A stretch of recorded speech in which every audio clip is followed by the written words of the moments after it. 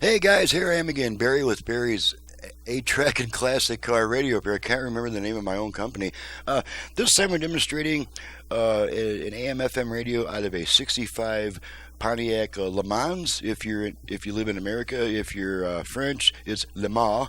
And if you happen to know about what happened at the Le Mans in 1955, if you don't know about it, I very strongly recommend looking it up. It's a pretty interesting story about what happened at the 1955 Le Mans.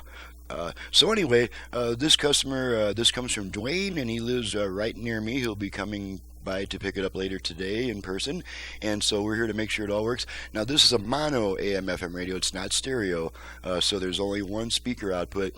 Now the car may have other speakers tied into the radio circuit.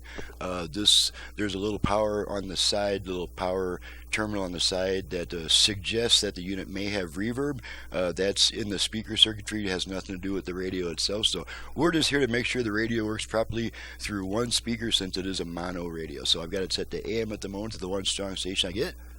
A couple months before the debate, which was... And since it's a one speaker radio, so there's no balance or fader controls to adjust, so this will be a really quick test. So here's our AM. So we're going to switch over to FM. And I have all 5 presets set to stations in my area for a quick test. Todo el mundo.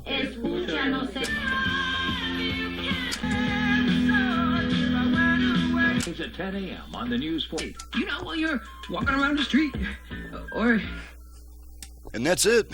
There's not much to test on this type of radio. Just it's only got one speaker output. There's no balance or fader adjustments. So we've got output on that one speaker output. We've got AM and FM operation. We got the presets working properly, and that's it for this radio. It's pretty surprising, but that's pretty much it. So I'm Barry with Barry's 8-track and classic car radio repair. To reach me for service, please visit the website in the description below, and please download and print the work order before calling me with a bunch of questions, because that's what the work order is for. It saves me about 15 minutes on each call, which leaves me on the bench where the work actually gets done. So please do that research before calling me with a bunch of questions. So thanks so much for watching, listening, and thank you, Dwayne, for your business all the way from right here, pretty much, and we'll see you guys next time.